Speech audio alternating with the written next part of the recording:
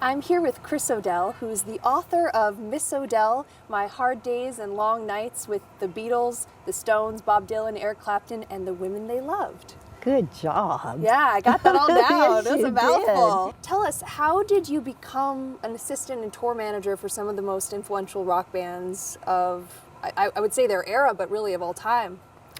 By accident. It was totally by accident. I lived in Tucson, which is where we are again, and I decided it was too boring here, so I went to LA. I ran away from home and went to LA, and before I knew it, I was working at a record company, totally a nondescript record company, but I met an A&R man, who's a promotion man, for A&M Records, and he introduced me to Derek Taylor, who had been the Beatles' publicist and press agent. We became friends, and he said, "Why don't you come to London and work for the Beatles? They're just opening Apple." And I thought, nah. You thought, are you serious? Are you kidding? Were you really into music? I was very into music. My dad was totally into country music. So as I grew up, I heard country music. We lived in Oklahoma. And he turned me on to Elvis and Jerry Lee Lewis, and then I kind of on my own got to Motown, and from Motown then along came the Beatles, and I went, this is cool, this is different. It was so different than the pop kind of music we were hearing then. I just loved it. I loved music. It was always around me. Tell us about your book. How did you decide to write the book, and what are some of your favorite parts of it? I knew I was going to write this book for years. I had an article that was an interview I did in 1969 when I worked at Apple, and it came out actually in Girl Scout magazine, although it was supposed to be Parade magazine. I kind of dropped a notch. It said, "Chris and the Beatles, the girl who is living the life of millions of people." And I went, wow, that's probably true. So I thought, I would like to someday let them know what it was like and who these people were on the inside. And so I kept stories in my brain and on paper, and so I knew I would do it. It was just when. How did you balance the idea of, spilling what you wanted to spill, but then yet still being respectful of bands? The loyalty to the Beatles was that you didn't talk about it. You didn't talk about what you saw. So that kept me from doing it for a number of years. It kept many people from doing it. And then I just thought, God, come on now. I'm old enough to take responsibility for my own choices. So I decided to do it. One thing I've always believed is that the story that I can best tell is about me. And if other people happen to be around that's I'll tell what I can of them. But the person I'm willing to lay out on the table is me.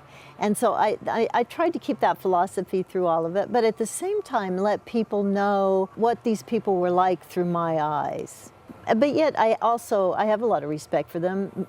Many of them I'm still in touch with. So, I tried to be careful with that, discreet. How would you describe kind of your day-to-day lifestyle and duties during the period that you were tour managing? Oh, wow.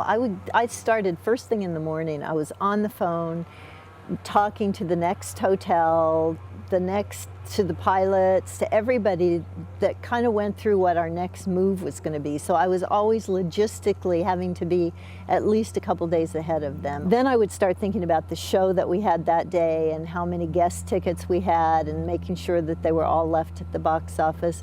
And then it would be time to wake up everybody because they all got a morning call, when they had to wake up. So I'd be doing that and getting them ready. And then during the day, it was all the musicians and whoever needed what. Can you make sure so-and-so has a backstage pass? I'd like an interview. It was just everything. And then we'd go to the show, and the only time I had off was during the concert. And I would sit backstage, and that's when I would just relax. Because after the show, we'd go back to the hotel, and then I was back on duty again, usually writing a newsletter for the next day for everybody, telling them what we were doing. So it was totally nonstop. What was the biggest on-tour crisis you had to deal with? When the Stones got arrested at the airport in Rhode Island, and they had set up this immigration, and we were coming from Canada, so they set up this customs and immigration kind of ad lib in this hangar, and the story without going too much into it, it ended up that Mick, Keith, and a few other people got arrested and taken to the jail in Rhode Island, and we had a show in Boston that evening, and the show started something like 4 or 5 hours late because of that. But people still waited, I bet. Right, and so I was standing there. Keith turned to me and said, "Take this," and he handed me his bag, which contained all kinds of goodies in it that, I went, okay.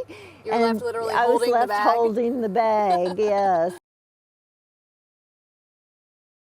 Sometimes Daily is on tour through April 2010. Got a great story or know of a super interesting person for me to interview in these cities? If you do, pitch me at Amanda@sometimesdaily.com.